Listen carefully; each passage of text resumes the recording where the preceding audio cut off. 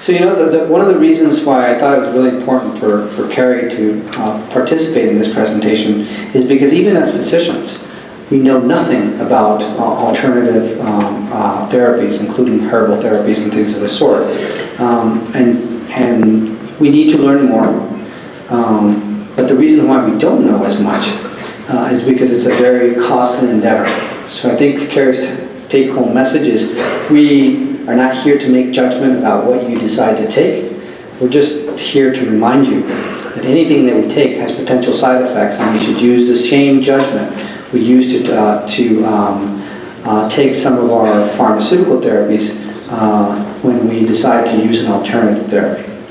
I honestly believe, I'm trying to put myself in the position of a patient who has IPF, and I probably can't, because I don't know how difficult it is, but I try to put me in that position, and I think the reason why I would choose to take an alternative therapy or something that has potential side effects is because I want hope. That's what I want. I don't want my doctor to tell me that I have 2 years to live. It's nonsense. That's not what I want to hear, even if it's true. That's not what I want to hear. What I want to hear is how can I cope with this disease? And how, despite having a disease that you as a doctor believe is very bad, can we actually look at the good side of the coin? Even if you can't see it, can you help me to try to look at or find the good in the bad that you've just reported to me? And I have to admit that physicians are terrible at this. They really either lack the compassion or are not interested in focusing on how addressing anxiety and how addressing the other social aspects of disease play an important role in this. There's actually a couple of papers published regarding the placebo effect and show that there may be even up to 20% effect of a placebo on somebody's well-being. What am I saying? That if I actually gave you a candy today for your IPF, your emotions and your suggestions and the effect that the hope could have on your symptoms may be much more effective than any of the effect that we've seen for pirfenidone or anything that we reported here. So maybe providing you hope is much more effective in the most important outcome, which is for me to feel better than anything else. And again, I think that physicians are poorly trained. They don't have the time, and moreover, they don't understand the importance of this. And this is one of the reasons that I wanted Stacy to come and talk with you, because I think that strengthening your support system and developing strategies to cope with the disease is a fundamental part of the management of chronic diseases like IPF. And I do want to send a positive message out there that it's not about the time you have. It's about how we use that time to provide you with quality of life and to allow you to continue to enjoy your grandchildren, your spouse, your good friends, and all the good things that life has to offer. And we'll do that in the context of providing everything. We'll do that in the context of providing a transplant evaluation. We'll do that in the context of providing you education. We'll do that in the context of providing you participation in clinical trials. But we should all be messengers of hope. We should all be out there trying to alleviate the anxiety and the distress that having a disease causes to a patient and their family. And so really, I don't know a lot of people that have such compassion as Stacy, so I think we're all very lucky to have her here today. Thanks, Counselor.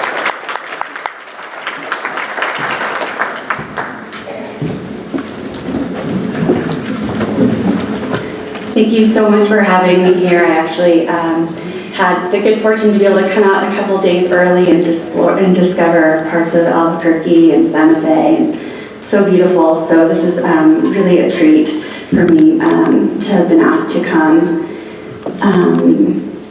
All of the websites that I'm going to go over in my talk today are written down in your resource guide in your packets, so you don't have to write them down real quick as I go through the slides.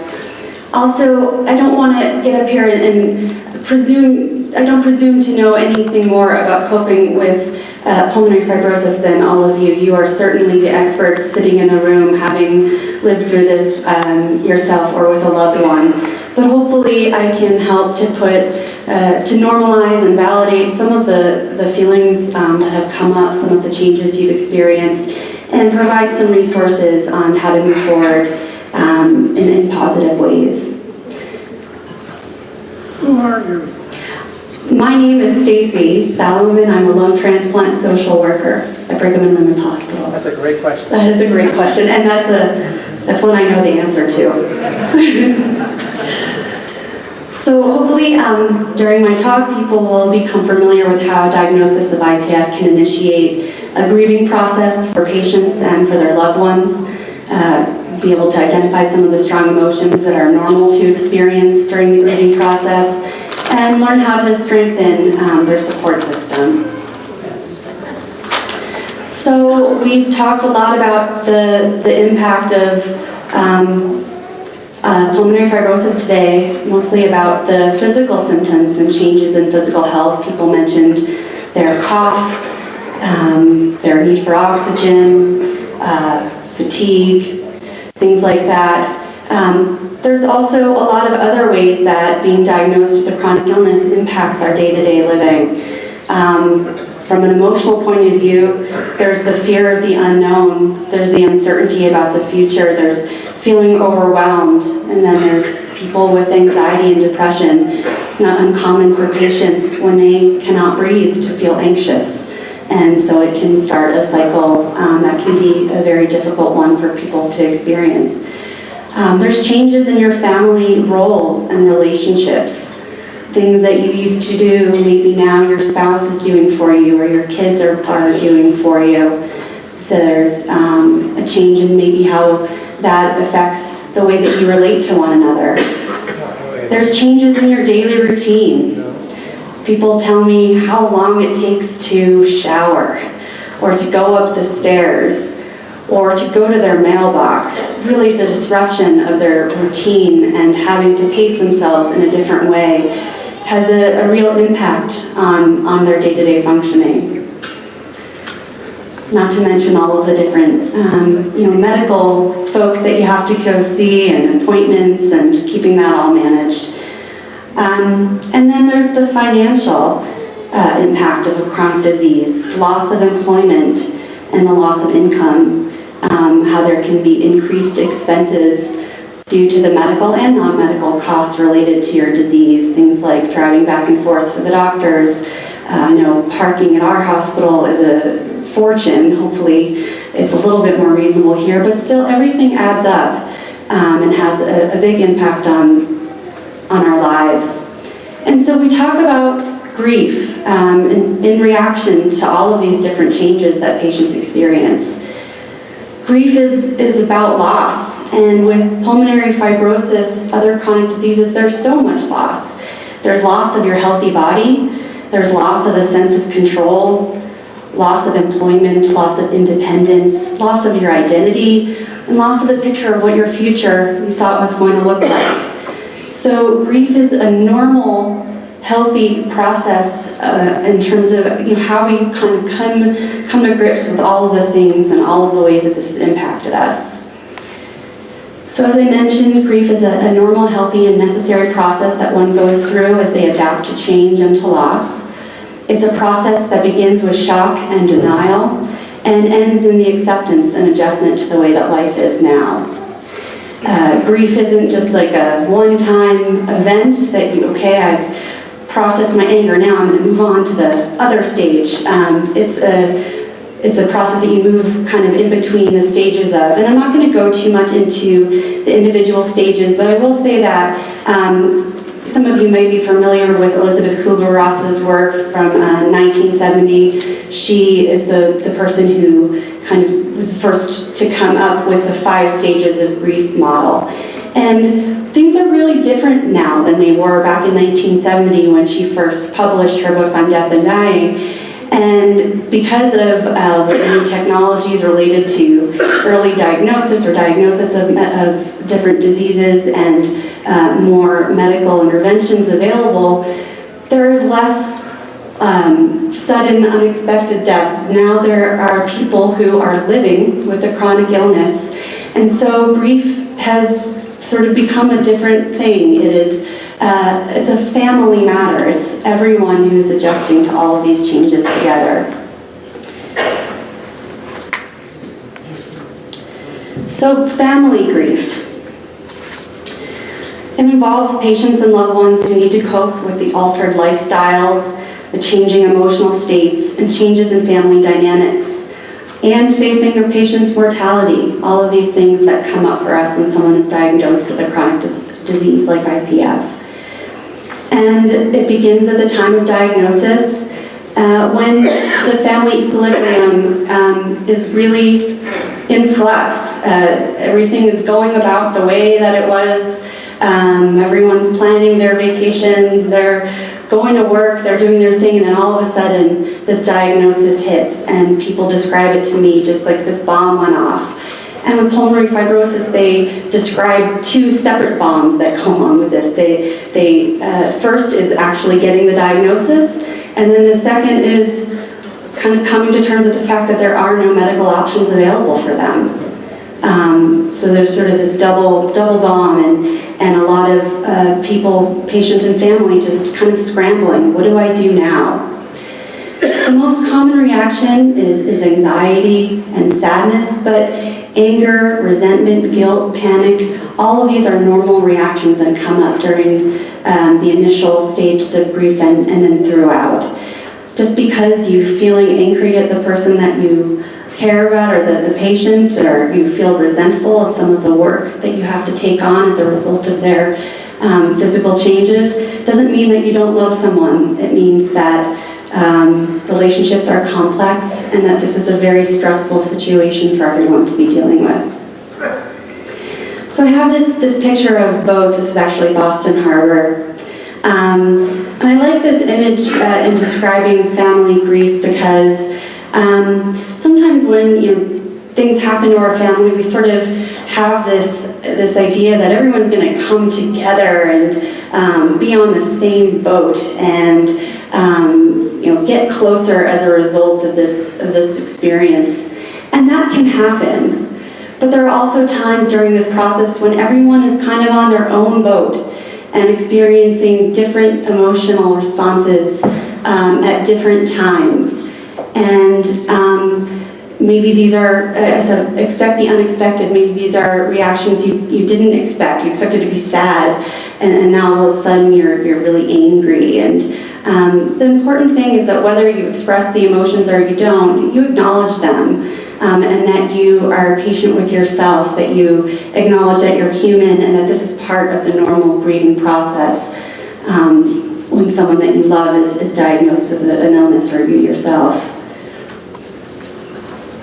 Important thing is to avoid rushing to judgment on how others in your family, and I say family loosely, I mean our supports, whatever that might be family, it might look different to you, but not to judge others about how they are reacting to the news of your illness, because there's no right way. The more helpful thing is to provide reassurance, even if you're on separate boats, to the possibility that you can work through this together, rather than trying to stop and fix everything right away, just to recognize what's happening to your family, all the changes that you're going through, and really providing the reassurance again that you can get through these challenges, just as you've made it through many challenges in your life before. Depending on the culture of your family, you may feel comfortable talking about some of the emotional reactions that come up for you, or you might feel more comfortable talking to someone outside your family, friend, or clergy, or social worker. There are some families that work really hard at protecting each other, and they are worried about sharing their own fears and anxieties because they don't want to stress the other person out. And so there's sort of both of these people in a couple maybe who are avoiding topics just to sort of protect each other. And in that case, important to look at ways that maybe these things can be brought up in conversation, and we'll be talking about some of that in a little bit. But the first reaction when you're diagnosed with the disease is shock and denial. This is a defense that we have that is a built-in buffer when we have something really shocking or painful happen in our life, like someone that we love being diagnosed with a disease. It's an indication that we're just not quite ready to really go there just yet. Some of these are common thoughts or things that you might have said at the time of the diagnosis. Just, I can't believe it. Or my doctor doesn't know what he's talking about. Or I don't know why everyone is making such a big deal about this. I'll be fine. Or just a general numbness. Many people describe this experience as being sort of surreal. Like, is this happening? I just can't believe it.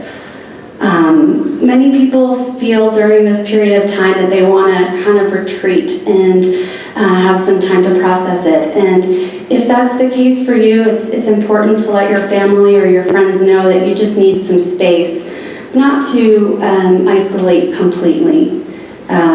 Even if you don't want to talk about it quite yet with your family, still having family time is important. The next phase is, or the next big emotion that patients experience, as I mentioned before, is anger. This is a very normal and common reaction to someone who's been diagnosed with a disease. And the anger may be directed in a lot of different places. It's not fair, why me? Maybe you're angry at members of the healthcare community or your doctors who misdiagnosed your condition or missed the warning signs or had you go on a wild goose chase. You got all these tests that revealed nothing. Maybe you're angry at them for not being able to really provide you with any effective therapies. Maybe you're angry at yourself for not taking better care of yourself before, or angry at the people around you for not understanding what you're going through. Or your anger can be directed at complete strangers, at the person that you love that's been diagnosed, or at God, or just at the world. Some feel that anger is just something that should be avoided at all costs. A lot of this depends on how anger was handled in your family when you were growing up. Were you allowed to feel angry? Was anger something that was scary? Do you feel like if you were angry, you would just get totally out of control? A lot of that is going to influence how you experience this. But it's important that you don't ignore it or suppress your anger, because often that means that it seeps out in unintended ways. We've all seen this. Sometimes it comes out a little bit more nagging, or you're a little bit more critical of others. So just important in naming that you're feeling the anger and trying to find healthy ways of coping with that. This is a cartoon, you probably can't see at the bottom. It says, I'll have a nice day when I get damn good and ready to have a nice day. So, sort of the general anger at the world. And if we don't deal with our anger effectively, we can become this person very easily. And that makes it pretty difficult for others to respond to us in positive ways. And when we really need most is reassurance, we want to be able to be in the world in a way that's going to invite that and not send people sailing away from us. So another typical experience for patients is to feel depressed. And I want to clarify that depression is a normal part of a grief response. Depression as an emotional state. And then there's depression as a clinical condition. But depression, referring to the sadness, guilt, regret, that is an expected response to any type of loss.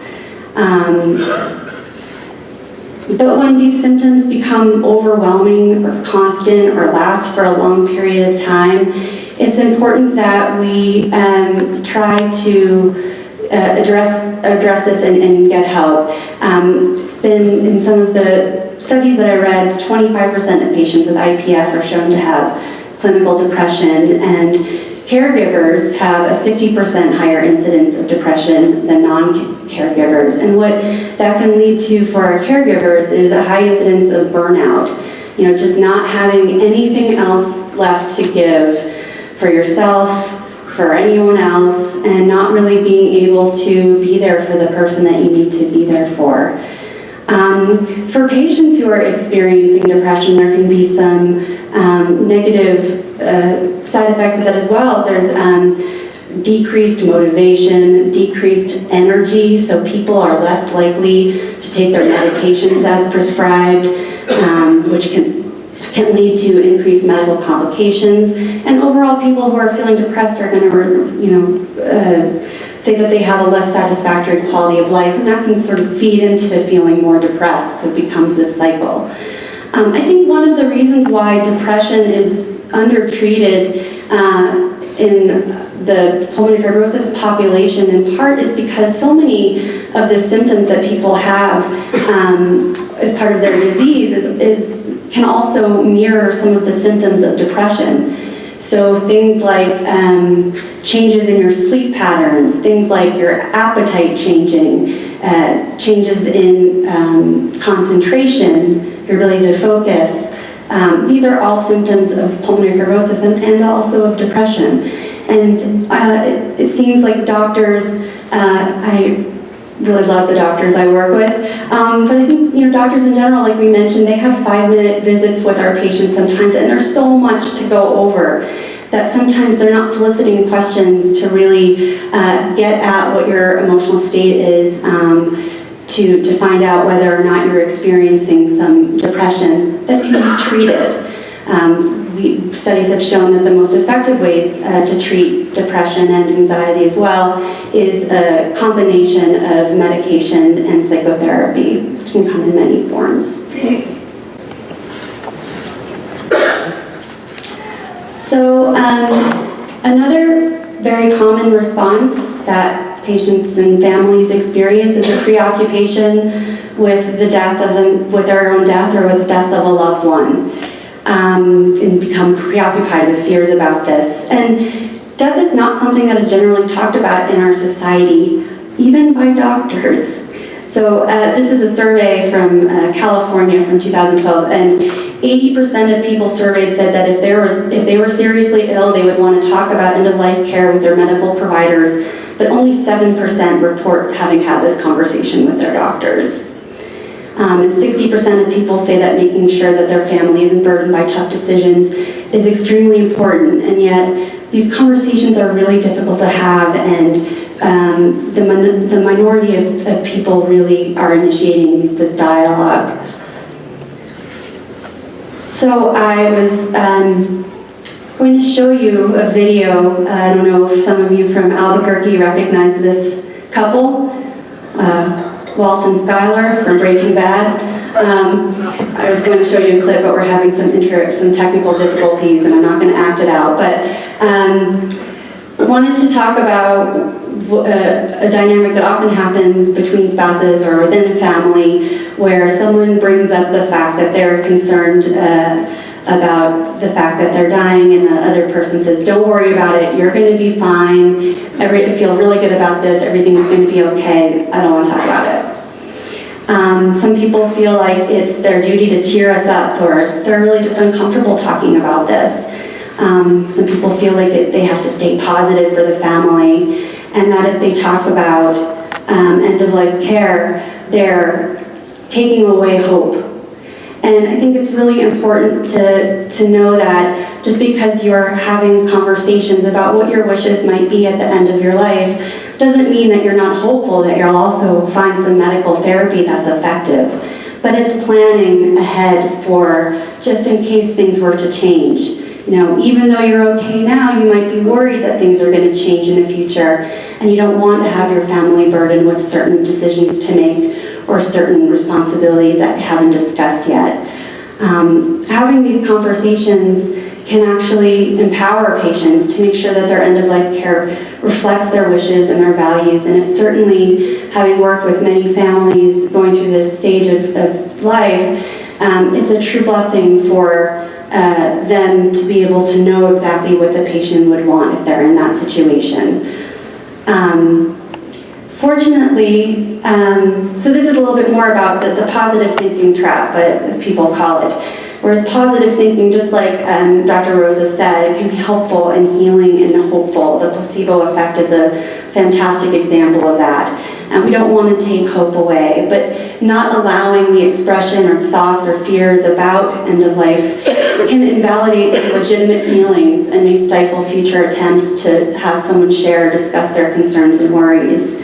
And speaking only positive thoughts when that's not how you're feeling can add stress to an already stressful situation. And not discussing such issues can lead to significant distress. So fortunately, there are a couple tools out there that are really helpful in guiding families to have these conversations with one another. The first one that's kind of dark on the top there is called the Conversation Project, and to go to that is just theconversationproject.org. The other one is something called 5 Wishes. Has anyone heard of 5 Wishes here? That one's been around for a little bit longer. The Conversation Project is free. 5 Wishes is, I think, something that when you go through the Aging with Dignity website, they charge maybe $5 for their guide. But these are both tools that help families have these difficult conversations with another by guiding them through different topics and providing them with something that they can write down and then share with their medical providers. They feel like everyone who's part of their care team is on the same page. And this is just an example of some of the questions that come up during this guide, like, would you prefer to be actively involved in decisions about your care, or would you rather have your doctors do what they think is best? Where do you want or not want to receive care? What kinds of aggressive treatments would you want or not want? So really, really helpful tools that I encourage all of you to take a look at. So coping, we've talked about all the different changes and stressors and strong emotions and difficult conversations that people have coping with their disease. And we often find that coping styles that used to work for us at one point in our life no longer work for us as we or a loved one is facing illness. I meet patients all the time when I ask them, how are you coping with all of this? They're like, I don't really know. When I used to, before I got sick, I would run 10 miles, or I would mow the lawn, or I would go hiking, or all of these things that are no longer available to them anymore. Being able to problem solve independently, that might not be an option. So the importance of finding different and skillful ways of coping with and accepting life situations. This is sort of grandma's advice, but improving our overall self-care can't be overstated. The importance of getting enough sleep, eating a healthy diet, exercising, and stress management, which can look like there's no right way to manage stress. It's just sort of experimenting with different things that you can include in your day-to-day life to keep you going and to minimize some of the stress response that you're experiencing. So things like meditation, guided visualizations, taking a bath, being in nature, going to church, finding what makes you feel relaxed and calm and most connected, and then really finding 5 to 10 to 15 minutes to do that as many days of the week as you can. So I like this quote, any idiot can face a crisis. It's this day-to-day living that wears you out. And I think, everyone sort of rallies at the time of diagnosis, and then it gets a little bit less exciting, more the mundane, day-to-day kinds of things that you have to strategize and cope with. And it's important that you recognize the kind of toll that this may be taking on you and your family. This one says, the trouble with you, David, is that you don't know what the word relax means. Sitting straight up in a panic. So really, really learning what that word relax means for you, what works, what doesn't, and incorporating that somehow into your life. One of the things that is universally just shown to have such positive impact on people's quality of life as they're going through managing their disease and all of their fears and anxieties is to have strong social support. In some studies, their poor social support is shown to predict higher incidence of depression and is associated with increased mortality in other lung diseases such as COPD and CF. Social participation, which is sometimes just defined as having one person in your life that you can really rely and depend on, is shown to positively impact quality of life. And having solid supports can help decrease stress and decrease a sense of isolation. And when I'm talking with patients about their support, I really try to talk to them about support as nourishment, support as being just as important as any other facet of your medical plan. And I also mentioned that with patients that there are two parts of having supports. There's having the support, and then there's actually being able to ask for the support and accept it when it's being offered. And those can be two completely different things. Asking for help is not always easy. And I actually think that some of the pulmonary fibrosis patients that I work with patients with a lot of different lung diseases. I think the pulmonary fibrosis patients, have some of the hardest time asking for support because for many of them, they've been healthy most of their life. A lot of them described to me that this is the first time they've ever needed to take a medication, ever spend a day in the hospital.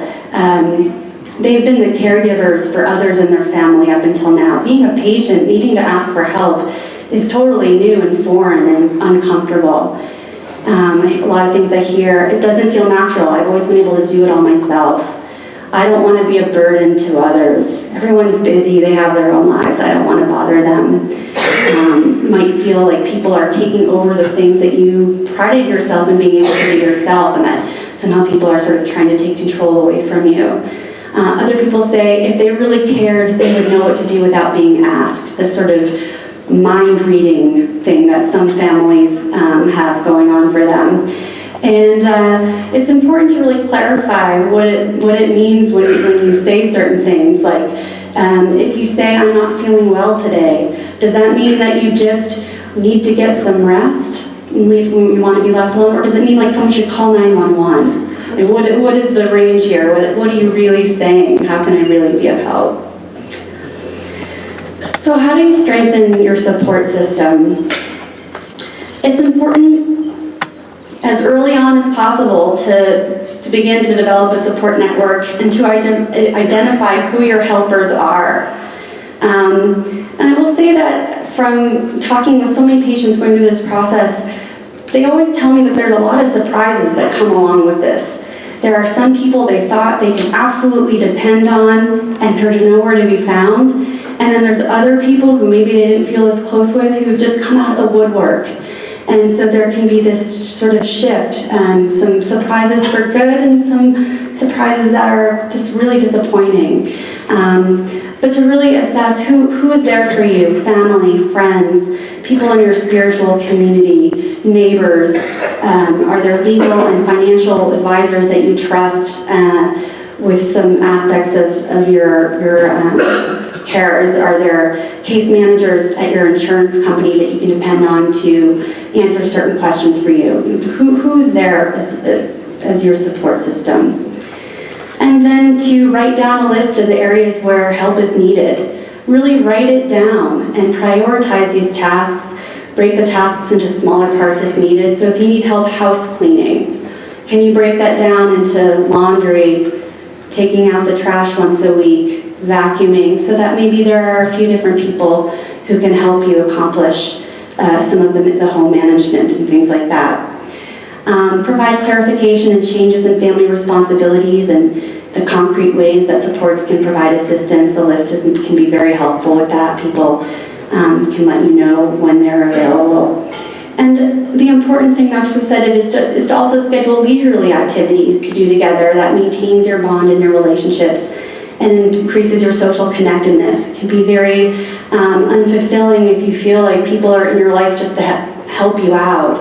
But if you can schedule like a movie night once a week, or have people come over to play cards, doing something that isn't about your disease, just finding other ways to still stay connected in your family relationships and friendships. create an online community of helpers. Has anyone here heard of Caring Bridge or Lots of Helping Hands?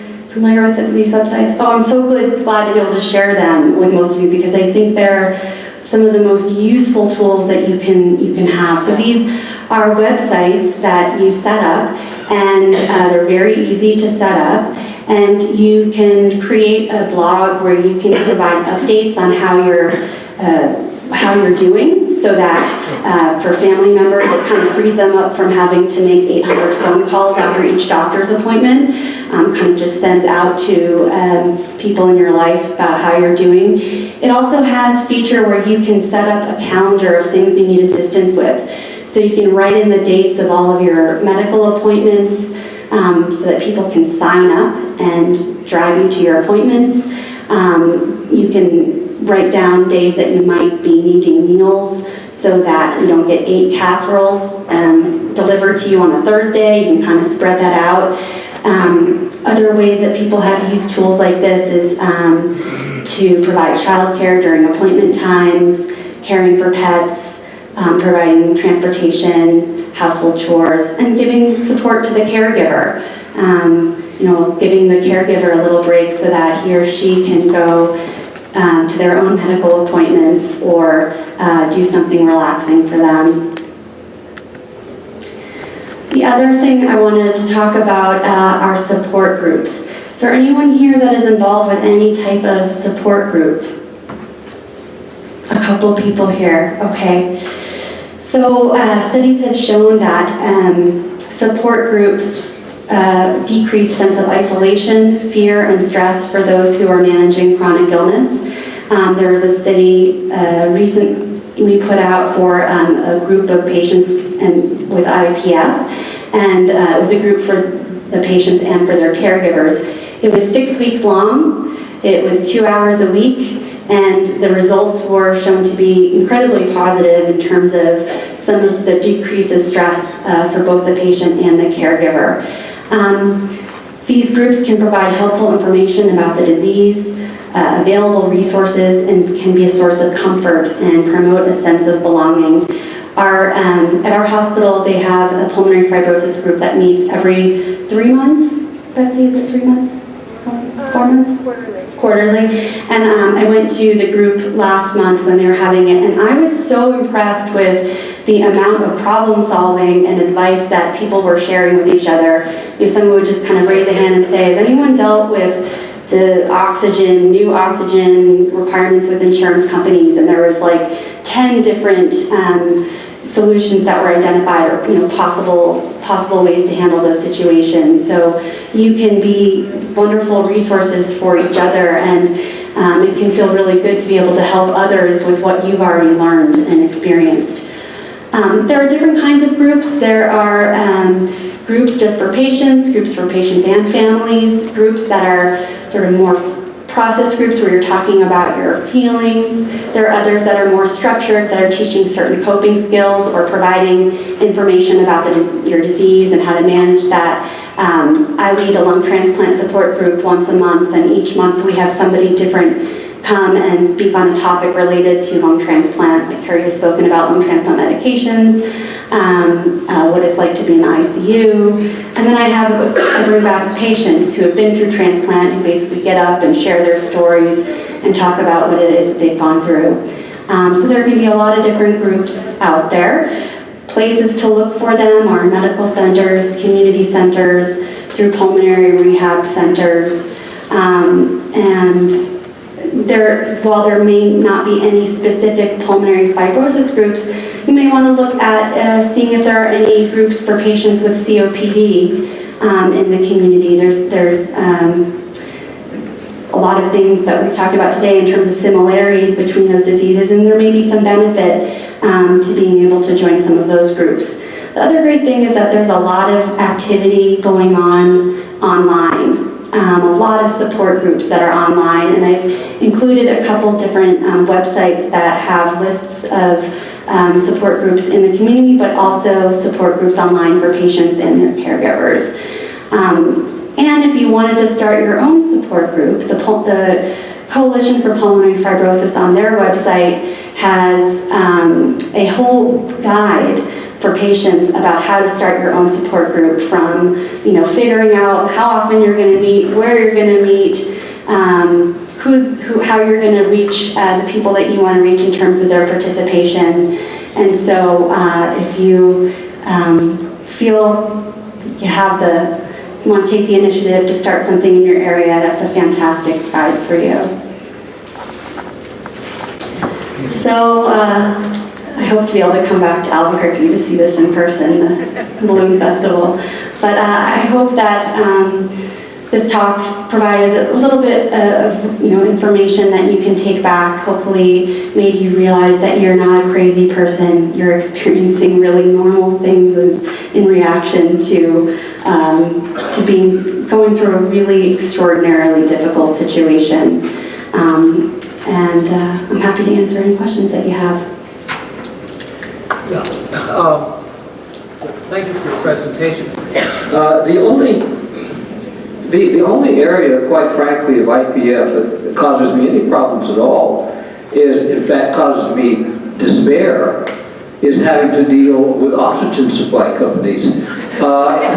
Entering Planet Oxygen has been the worst experience I've ever had in my life. Can't doctors, at least pulmonologists, have a handout describing the level of oxygen? After 2 years of dealing with this, I have no idea what should be my level of oxygen. 2, 3, 4, 5. Well, what is it?